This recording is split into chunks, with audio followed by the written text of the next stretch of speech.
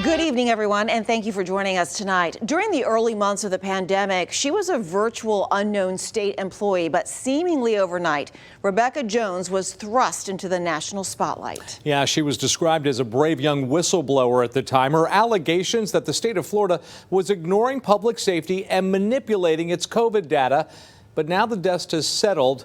CBS 12's Jay O'Brien has been digging deeper into original claims and the evidence that a lot of the experts say just isn't there, Jay. Yeah, Jim, we've been reporting out this story for quite some time. Rebecca Jones's claims first ricocheted across the state almost exactly a year ago, and they've gotten more serious since the pandemic has pressed on.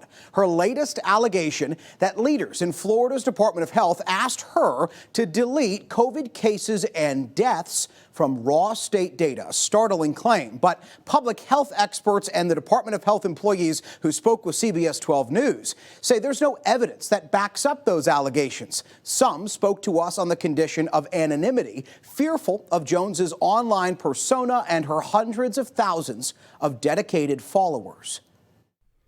This is what Rebecca Jones designed, Florida's popular COVID dashboard.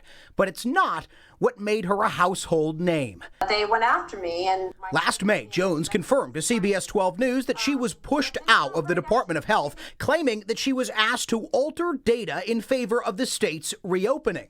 The Tampa Bay Times found evidence Jones was asked to briefly take down one field of data relating to when Floridians first spotted COVID symptoms. But in recent months, Jones has raised the stakes, claiming in this tweet that she was asked to, quote, alter raw state data, even delete deaths.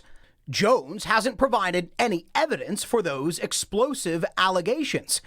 The dashboard designer also alleges Dr. Shamariel Robertson, the state's deputy director of health, ordered her to change data. Once those results are in... We spoke with Dr. Robertson, who flatly denies that.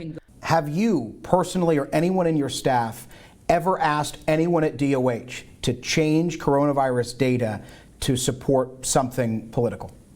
No, we have not. Robertson tells CBS 12 News a staffer in Jones's role working on the dashboard wouldn't typically have the necessary privileges to alter raw data. That's an epidemiologist's job. This information that's put in the system as it relates to cases are hard-coded. No one can go in and change that information. One source inside the State Department of Health confirmed staffers there don't believe Jones's claims.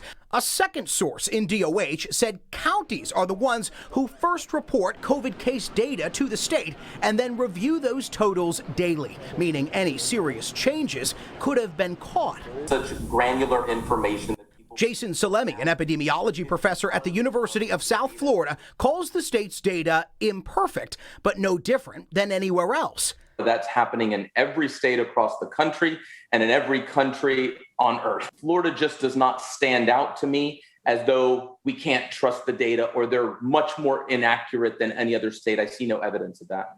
Other public health experts like Natalie Dean at the University of Florida have called claims that Florida is cooking the books on COVID data unsupported and unhelpful. And since last November.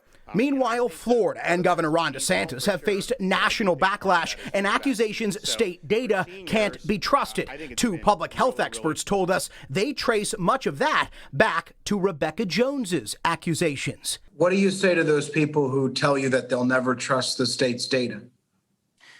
That's on them. I would say ultimately look at the evidence. We reached out to Rebecca Jones and her attorney for comment on this story, specifically asking for evidence that could verify her claims of deleting deaths and cases. Tonight, just as our report was published online, we heard back from Jones, but she's yet to respond to our questions or our request for comment. Liz and Jim.